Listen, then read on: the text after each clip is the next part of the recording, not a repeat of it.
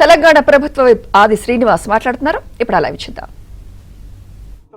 దానికి కూడా మాట్లాడినట్టు మీరు ఈరోజు కృష్ణా జిల్లాల గురించి మీరు మాట్లాడే మాటలు ఈరోజు సబబు కాదని మాట్లాడుతా మాటలు సబబు కాదంటున్నా. హరీష్ రావు గారు ఏదో ఊహించుకొని మాట్లాడుతున్నట్టు కానీ కనిపిస్తా ఉంది. ఏదో ఊహించుకొని మాట్లాడిన మాటలు సబబు కాదనమాట. ఎందుకంటే నేను ఇక్కడ హరీష్ రావు గారు తన మామ కేసీఆర్ గారు అడ్డగోలుగా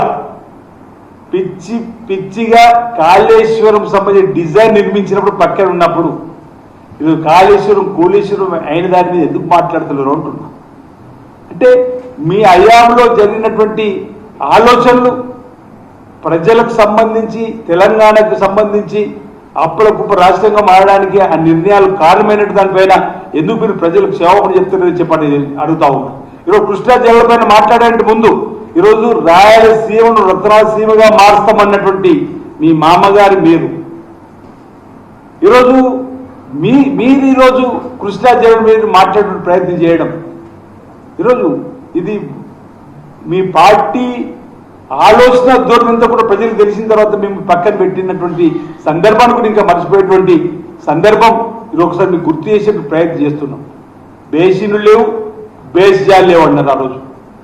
జగన్ గారు వస్తే ప్రగతి భవన్లో ప్రజాభవన్లో ఆనాడు అక్కడ ముఖ్యమంత్రి గారు వస్తే పక్కన సరే ఎవరైనా అతిథి వస్తే భోజనం పెడతాం. అప్పుడు మీరు పక్కన ఉన్నటువంటి సందర్భం నీళ్లు కూడా తాగడానికి అందించినటువంటి మీరు ఈరోజు మాట్లాడేటువంటి మాటలు ఈరోజు రాయలసీమ రత్నాలసీమగా మారుస్తామన్నటువంటి మీరు, బేసిన్లు లేవు బేసిజాలు లేవు అన్నటువంటి మీరు ఈరోజు తెలంగాణ గురించి మాట్లాడే ప్రయత్నం చేస్తున్నారు. మా ముఖ్యమంత్రి రేవంత్ రెడ్డి గారు ముందే చెప్పడం జరిగింది, కృష్ణా జలాల్లో మా వాటాలు, గోదావరి జలాల్లో మా వాటాలు.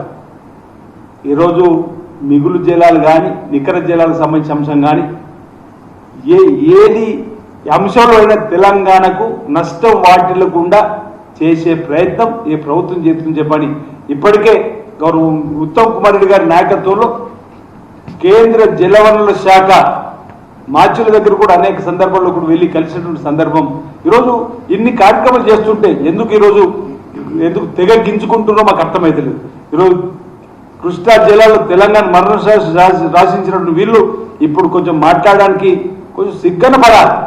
అరే మా హయాంలో నీవు కృష్ణా జలాలకు సంబంధించి గోదావరి జలాలకు సంబంధించి ఈరోజు తెలంగాణకు రావాల్సినటువంటి హక్కులను నిధులు నీళ్లు నియామకులు చెప్పని మీరు తీసుకురాకపోయినా చెప్పని ఇప్పటికైనా తెలంగాణ ప్రజలకు సమాజానికి క్షేమం చెప్పి ముక్కు నేలకు రాసి ముందుకు పోయేటువంటి ప్రయత్నం చేసేటువంటి సందర్భం ఉంటే బాగుంటుంది తప్ప ప్రతిదీ ఫక్తు రాజకీయం ఫ్రస్ట్రేషన్లో మాట్లాడేటువంటి మాటలు పొలిటికల్ డైవర్షన్ చేసేటువంటి మాటలుగానే వారి ఆలోచన తప్ప మరొకటి కాదు. ఈరోజు కృష్ణా జిల్లాలో మీరు ఎందుకు 299 టీమ్స్ చాలా చెప్పి ఆ రోజు లేఖలపై ఆ రోజు ఉమా భారతి గారి దగ్గర సంతకం పెట్టించిన దానికి ఈరోజు మీరు క్షమాపణ చెప్పాల్సినటువంటి సందర్భం. పిచ్చి డిజైన్తో కాళేశ్వరాన్ని కోలేశ్వరం చేసిన దానిపైన మీరు సమాధానం చెప్పాల్సినటువంటి సందర్భం ఏదైతుందో దానికి మీరు సమాధానం చెప్పాలి తప్ప ఈ విధంగా సాగునీటి రంగం పైన మాకేదో బాగా తెలుసని చెప్పే ప్రయత్నం చేయడం కరెక్ట్ కాదు. గౌరవ ముఖ్యమంత్రి రేవంత్ రెడ్డి గారి నాయకత్వంలో సాగునీటి రంగంలో కూడా శరవేగంగా ప్రాజెక్టుల నిర్మాణం పూర్తి చేసి రైతాంగానికి సాగునీరుని అందించాలని చెప్పే ప్రయత్నం ఈరోజు పాలమూరు రంగారెడ్డికి సంబంధించినటువంటి ప్రాజెక్టుని ఏ విధంగా శరవేగంగా ముందుకు తీసుకుపోయి చేసిన ప్రయత్నం కానీ ఇతరత్ర ప్రాజెక్టులు అన్ని కూడా ముందుకు తీసుకుని ప్రయత్నం చేస్తూ ప్రయారిటీ ప్రాజెక్టులుగా కొన్ని తీసుకొని వాటి నిధులు కూడా వెచ్చించే విధంగా మీ హయాంలో అయితే భూ సేకరణ కూడా డబ్బులు ఇవ్వకుండా మీరు భూమి పూజలు చేసుకొని ఫౌండేషన్ వేసుకొని ఎన్నికల కోసమే ఇక వచ్చే నీళ్ళని చెప్పని ప్రయత్నం చేసినటువంటి సందర్భం మీదైతే ఈరోజు భూ సేకరణకు నిధులు ఇప్పించి తర్వాత పనులు చేసేటువంటి కార్యక్రమం మొదలుపెట్టేటువంటి పరిస్థితి ఈరోజు తెలంగాణ రాష్ట్రంలో గౌరవ ముఖ్యమంత్రి రేవంత్ రెడ్డి గారి నాయకత్వం జరుగుతుంది తప్ప మరొకటి కాదన్నమాట ఈ సందర్భంగా నేను తెలియజేస్తూ ముందుగా 9 ఇంటి దగ్గర ఈ ప్రభుత్వం నిర్మాణం చేయడానికి ముందుకు పోతున్న క్రమంలో మహారాష్ట్ర భారతీయ జనతా పార్టీ ప్రభుత్వం ఈరోజు సమయం ఇస్తే దానిపైన భారతీయ జనతా పార్టీని కూడా ఈరోజు మేము చెప్పడం జరిగింది. ఈరోజు 2 మంత్రులు 8 మంది ఎంపీలు 8 ఎమ్మెల్యేలు మహారాష్ట్ర ముఖ్యమంత్రితో ఈ గౌరవ ముఖ్యమంత్రి రేవంత్ రెడ్డి గారి ద్వారా ఈ ప్రభుత్వం ద్వారా పంపినటువంటి లేఖకు ఈరోజు అపాయింట్మెంట్ ఇప్పించే బాధ్యత తీసుకోమన్నాం.